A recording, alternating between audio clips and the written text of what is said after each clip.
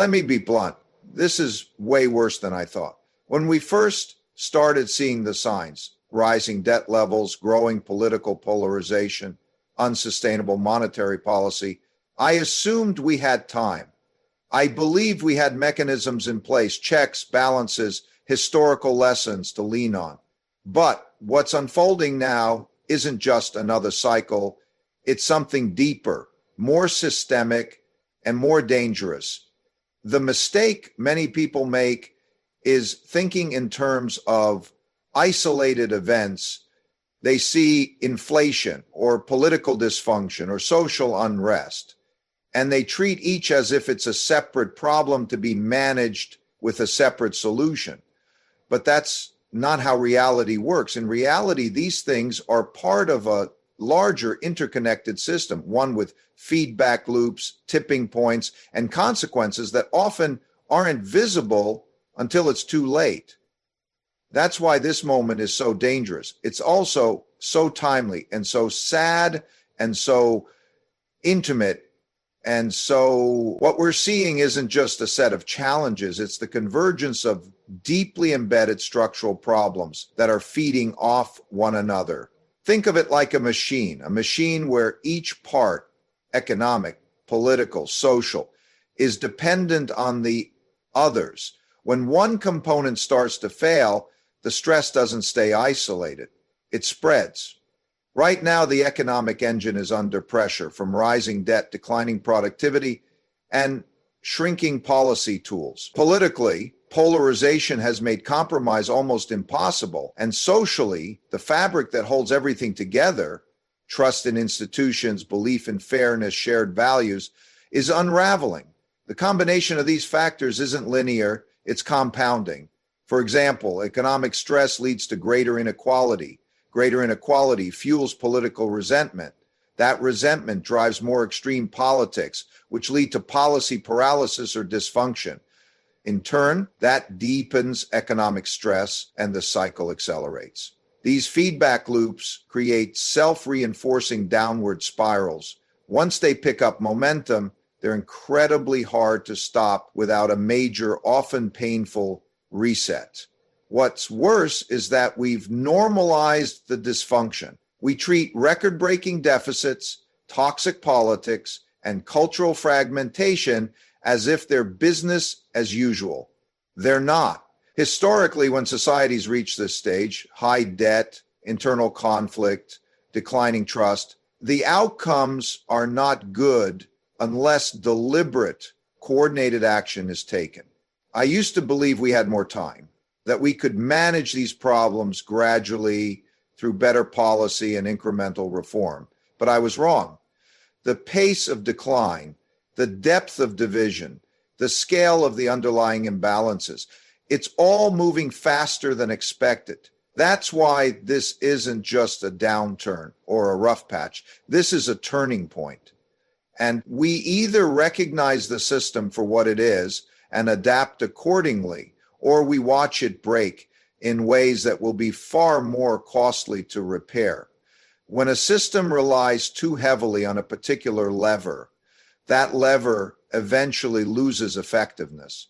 For decades, we've leaned on monetary policy, especially interest rate manipulation and money printing, as the go-to tools for managing economic cycles. And for a while it worked, lowering interest rates, stimulated borrowing, investment, and spending. Printing money propped up markets. But like any medicine, overuse leads to diminishing returns and eventually harm. Today, debt levels, both public and private, are at or near historical extremes relative to income. That means we're no longer in a position to use traditional tools without causing unintended consequences. When interest rates are already near zero or even negative in real terms, cutting them further doesn't stimulate growth in the same way. When central banks print trillions of dollars to buy assets, they inflate financial markets, but they don't necessarily create real productivity or shared prosperity. In fact, those actions often widen the wealth gap, by disproportionately benefiting asset holders while leaving the majority behind. We've essentially borrowed from the future to ease the present. And now the future is here demanding repayment. Debt servicing becomes harder. Governments face the impossible choice of raising taxes, cutting spending, or printing even more money, each with its own negative feedback loop. And this creates a dangerous trap. If you raise rates to fight inflation, you risk triggering defaults and recession. If you keep rates low and continue printing, you risk inflation, asset bubbles, and a loss of confidence in the currency. We're in a position now where policymakers are navigating between two bad options: tightening and crashing the economy, or loosening and undermining the value of money. That's not a place you want to be. It's a sign that the economic system itself is structurally unsound. Historically, we've seen this movie before. It doesn't end well unless there's a major realignment. Fiscal restructuring, debt write-downs, changes in the social contract, and in some cases, even shifts in reserve currency status. But those changes are painful, politically difficult, and require clarity of vision that few leaders possess today. So the assumption that central banks can just step in and fix it like they did in 2008 or 2020 is deeply flawed. The toolbox is nearly empty, and what we're left with is a very fragile situation that most people are still underestimating. Every system, whether it's an economy, a company, or a country, is held together by trust. Trust in institutions, trust in leadership, trust in the rules of the game. When that trust breaks down, everything else becomes unstable. We're now seeing a level of social fragmentation and institutional distrust that is not only historically significant, but deeply dangerous. And it's getting worse faster than most people realize. In a healthy society, people believe that the system is fair, that their voice matters, and that the rules apply to everyone. That belief creates cooperation. It encourages long-term thinking. But when people stop believing in the fairness of the system, when they think the game is rigged in favor of the wealthy, the connected, or the powerful, they disengage or rebel. And you're seeing both. This isn't just about politics. It's deeper than that. It's about the erosion of shared values, the idea that there's no longer a common truth, just competing narratives, each one weaponized by ideology and amplified by technology. When people can't even agree on basic facts, cooperation becomes almost impossible. Compromise is seen as weakness. Dialogue gives way to shouting. And what fills the vacuum is tribal. What's most alarming is that this isn't happening in isolation. It's happening while economic pressures are mounting and geopolitical tensions are rising. Historically, those are the exact conditions that precede serious internal conflict, civil unrest, class warfare, even revolutions. And when societies reach this level of internal division, their ability to respond to external threats collapses. They become paralyzed, fragmented, distracted. Institutions, governments, media, education systems are losing credibility, not just among fringe groups, but across the mainstream. And once that legitimacy is gone, it's very hard to get back. People start turning to alternative sources of authority, influencers, conspiracies, radical ideologies. That's when you know the center is no longer holding. We used to have stabilizers, shared history, a commitment to democratic norms, a belief in the rule of law. Those stabilizers are under attack. And when they go, the system becomes highly volatile. So while it might be tempting to dismiss this as cultural noise or political theater, that would be a serious mistake. Social cohesion is the foundation everything else rests on. Without it, even the strongest economy or military won't hold. Once that trust breaks, collapse is no longer theoretical, it's just a matter of time. When systems come under stress, we often assume that people will behave rationally, that leaders will make logical decisions, that markets will self-correct, that citizens will act in the best interest of the collective. But history tells us something very different. In moments of high stress, human behavior becomes increasingly emotional, reactive, and tribal. That shift in behavior changes outcomes in ways models can't predict and most people don't anticipate. This is one of the most underestimated risks we face today. You can have the right policies, the right economic tools, and a clear plan, but if people don't trust those things, or if they're too emotionally charged to engage with them rationally, it doesn't matter. The system breaks down, not because the math fails, but because the psychology does. In periods of extreme stress, fear takes over.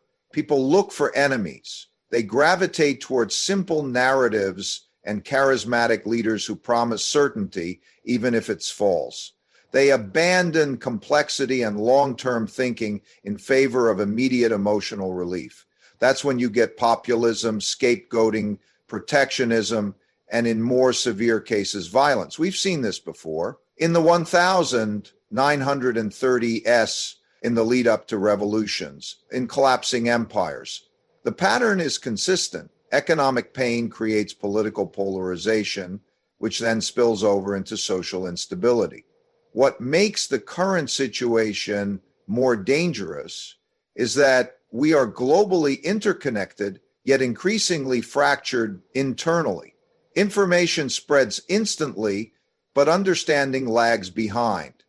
Social media in particular amplifies outrage and panic far faster than logic or truth can catch up. That acceleration makes emotional reactions contagious and system-wide.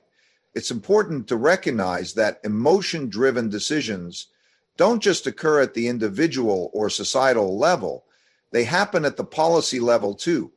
Leaders under pressure tend to react in ways that protect their own power rather than preserve the long-term health of the system. That's when you get capital controls, asset seizures, censorship, and authoritarian overreach. Again, we've seen it before. So while it's tempting to think that better models or more data will solve our problems, that's not the root issue. The real challenge is how humans behave under stress, how fear distorts decision-making, how anger breaks down communication, and how tribal instincts overpower logic. When that becomes the dominant force in a society, collapse isn't theoretical, it's operational. And unless we address that core human dynamic, no policy solution will be enough. Most people still think in terms of normal cycles, recessions followed by recoveries, market downturns followed by rebounds. They assume that after a rough period, things will go back to normal. But what we're dealing with now isn't a normal cycle. It's a paradigm shift. And unless you see it that way, you're going to make the wrong assumptions, the wrong decisions, and ultimately be caught off guard. Paradigm shift occurs when the old ways of operating stop working. It's when the tools that once solved problems now create them. It's when the relationships between variables like inflation and interest rates or debt and productivity change in ways that defy the models built in the old world. That's exactly where we are. Look at the signs. We've reached limits on debt expansion. Monetary policy has lost its effectiveness. Globalization, which once lifted billions out of poverty and lowered costs everywhere, is reversing. Trust in institutions has deteriorated. Political systems have become dysfunctional, and social contracts are fraying. These aren't isolated glitches. They're indicators that the environment has fundamentally changed. In the past, when similar paradigm shifts occurred, like the 1930s or the 1970s, the world had to adapt. New rules had to be written, new norms had to be established. Sometimes those shifts were peaceful and productive. Other times they were violent and destructive. The outcome depended on how willing people were to recognize the reality of the change and respond accordingly. What makes this moment particularly dangerous is the level of denial. People are clinging to outdated assumptions, hoping that conventional solutions will still work. But they won't. You can't solve a structural problem with cyclical tools. You can't fix a trust deficit with messaging. And you can't restore stability with more of the same. That's why this moment requires clear-headed thinking and a willingness to challenge deeply held beliefs. It requires humility, the ability to say, maybe the world works differently now, and then reorient accordingly. If we continue to operate within the old framework, we will fail, not because we weren't intelligent or well-meaning, but because we misunderstood the environment. We are not in a temporary downturn. We are in a transition to something fundamentally different. The sooner we accept that, the better our chances of navigating what comes next. The longer we wait, the more painful the adjustment will be. The first step to solving any problem is seeing it clearly. And right now, too many people are still looking at today's challenges through a distorted lens, minimizing the risks, overestimating the strength of current institutions, and underestimating how quickly things can unravel. That kind of blindness is dangerous. Hope is important, but hope without honesty is delusion. And delusion leads to bad decisions. The truth is, we've reached a point where superficial fixes won't work. You can't patch over decades of structural imbalance with short-term stimulus. You can't repair broken trust with better PR. And you can't restore long-term stability by kicking the can down the road again. The problems we face require deep structural change, changes in how we manage our economies, how we govern, and how we treat each other. Take the economy. We need to fundamentally rethink how value is created and distributed. That means addressing productivity gaps, reforming education and healthcare systems, investing in infrastructure, and building an economy that works for more people, not just the top percentile. Simply raising or lowering interest rates won't get us there. On the political side, we need to restore functionality and reduce polarization. That involves reforming campaign finance, rethinking how power is distributed, and rebuilding the incentives for cooperation rather than conflict. It also means strengthening institutions so they serve the country, not individual agendas. Socially, we have to confront the widening divide. That doesn't just mean throwing money at the problem. It means addressing the underlying causes: lack of opportunity, unequal access to resources, and the erosion of community. It requires leadership with the courage to tell the truth and the humility to listen. None of these changes are easy. They require discomfort, they require sacrifice, but historically, societies that made those hard decisions in moments like this came out strong. Those that ignored reality, delayed action, or clung to the status quo, those are the ones that declined or collapsed.